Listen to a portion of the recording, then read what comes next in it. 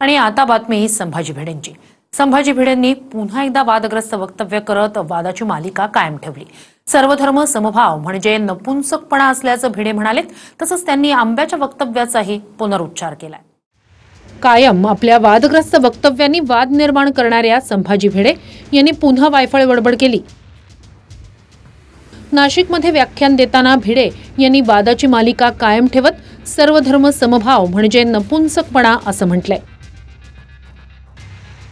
सर्वधर्म समभाव हा निखळ ना पुरुष ना स्त्री असा प्रकार नपुंसकपणा नीचपणा आहे। 15 ऑगस्टला तिरंगा फडकवू पण लाल किल्ल्यावर भगवा फडकवण्यासाठी काम करा। सगळ्यांमध्ये सामील होऊ तिरंगा फडकवू पण डोक्यात हिरोजी फर्जनने सांगितलं ते काम करू। खग्रास ग्रहणाच्या काळात जो मंत्राचा जप करेल त्याला त्या मंत्राची जन्मोजन्मी शक्ती मिळते। त्या वयाप्रमाणे त्यांच्यावर जास्ती बोलता येत नाही, पण आता ही अशी भूमिका घेणं हे किती मॅच्युरिटीचा भाग आहे हे तुम्ही ठरवायचं। याआधी आंब्याच्या वक्तव्यावरून भिडे यांनी वाद ओढवून घेतला होता, त्याचा पुनरुच्चारही भिडेंनी केलाय। मी बोललो होतो आंबे खाऊन मुलं होतात, त्या संदर्भात माझ्या विरोधात कोर्टात केस सुरू आहे। मी एक झाड लावलंय आंब्याचं, तिथे तुम्ही जाऊन आंबे खाऊ शकता।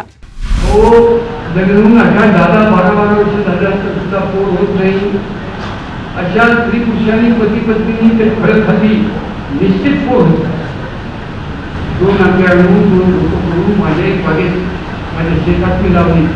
मी आतापर्यंत 180 पेक्षा जास्त जणांना पती पत्न्यांना जोडत्यांना खायला दिले, त्याची पद्धत शिकवली, सत्य सांगितलं आणि 150 पेक्षा जास्त जणांना मुलं झाली।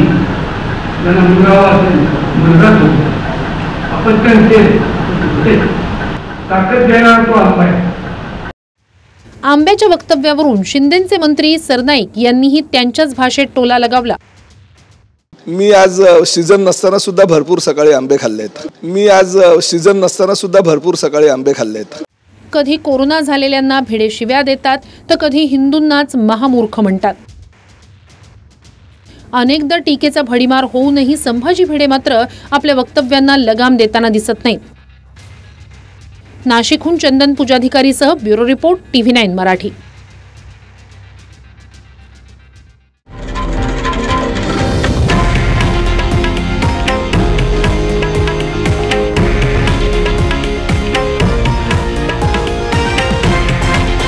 हे आहे देशातील नंबर 1 न्यूज नेटवर्क आणि आपण पाहत आहात TV9 मराठी, एकमेव।